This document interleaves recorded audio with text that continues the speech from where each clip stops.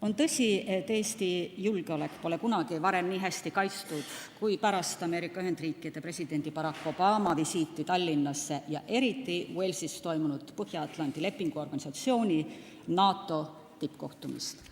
3. kuni 5. septembrini 3 päeva aastal 2014 võiks pidada ajalooliseks hetkeks, mida meie järeltulijad võiksid jääda mäletama. 22 aastat tagasi tegi Prantsusmaa tollane president François Mitterrand oma 4. astme vähihaigusega riigivisiidi taasiseseisvunud Eesti Vabariiki. See polnud juhus, et just 92. aasta kevadel ja just Prantsusmaa liider väisas Eestit. Tollase riigivisiidi tähendus oli sümboolne. Eestisse tuli ju Euroopa söe- ja terasühenduse loojaid ja üks 2 Euroopa Liidu juhtiva riigi esindajast. Prantsusmaa president austas oma tulekuga Eestit sellepärast, et anda ühemõtteline signaal, et meie riik on oodatud Euroopa vabaturumajandusega demokraatlike õigusriikide hulka. Me oleme Euroopa Liidu liikmesriik juba 10 aastat. 10 aastat oleme me ka NATO liige.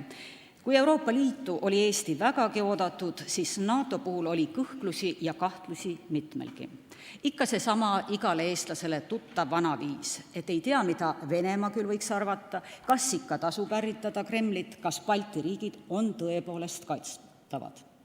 Esimese hooga Eestit ei kutsutud alliansi ridadesse NATO Madridi tippkohtumisel 1997. aastal nagu Visegradi 3 riiki Tšehhit, Ungarit ja Poolat. Kaugel sellest. Madridi tippkohtumise lõppdokumendist, deklaratsioonist saab välja lugeda meid üleüldse väga kaude. Balti regiooni riigid. Tahe Venemaaga alustada, kui mitte sõbrasuhteid, oli siis vähemalt strateegilist partnerlust ja mille tulemuseks, nagu kaitseminister ütles, oli NATO-Venemaa nõukogu, oli sedavõrd suur, et nimetada Eestit, Lätit ja Leedut õigete nimedega NATO tippkohtumisel lõppdokumendis oli just nagu kohatu.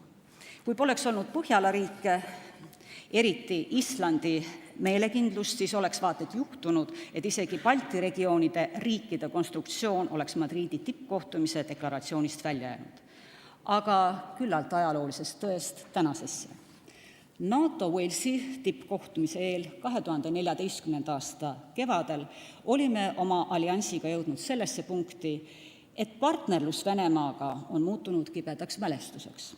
Pärast Krimmi annekteerimist ja agressiooni Ukrainasse nimetavad nii NATO tsiviil- kui ka militaartiiva juhid Venemaad vastaseks.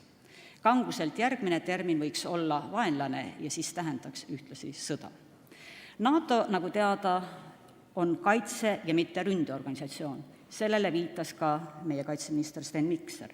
Korduvalt on rõhutatud NATO peakorteris ja maailmale öeldud, et me oleme Venemaa suhtes sõbralikud. Aga samas ka seda, kui vaja, siis ründaja saab NATO-lt õppetunni, mille kordumist eales ta ei soovi.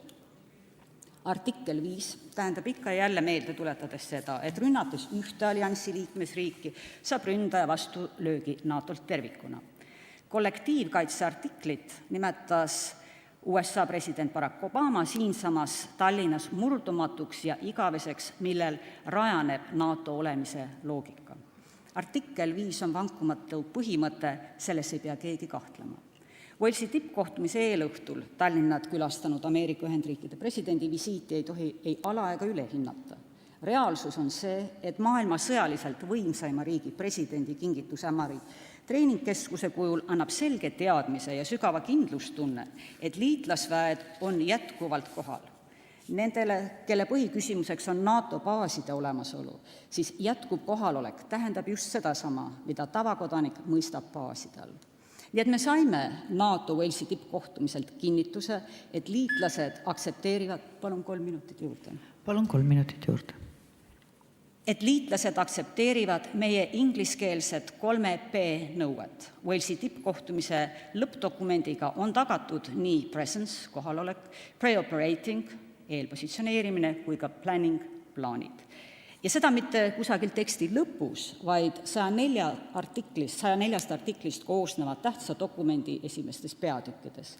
Wales sätestas tugeva heidutuse ja see on, sõbrad, väga kõva sõna. Nii nagu kaitseminister oma ettekandes rääkis, siis Eestile nii oluline ja valus küberrünnaku teema oli Walesi tippkohtumise arutluse all samuti. Küberrünnakule vastamine on osa NATO kollektiivkaitsest, aga artikkel 5 rakendamist otsustab NATO iga küberrünnaku juhtumi korral eraldi. Eesti jaoks, nagu Läti, Leedu ja Poola jaoks, on ülioluline, et Walesis kinnitasid 28 liitlasriigi liidrid valmidust luua VHRJTK, Very High Readiness Joint Task Force. See NATO väga kõrges valmisolekus reageerimisüksus suudab end koguda kuni 48 tunni vältel. Nimetatud üksus maandub ja maabub NATO idapiiri riiki, kus teda ootab eelpaigutatud varustus ja toetab infrastruktuur ja teeb seda, mida nimetatakse maailma parimaks kaitseks. Daamid ja härrad, sellisele üksusele on 7 päeva tagasi alus pandud. Nagu ma sotsiaaldemokraatide nimel oma kõnet alustasin, nii ka lõpetan. Eesti julgeolek on tagatud nagu ei kunagi varem. Eesti iseseisvus on vankumatu. Aitäh!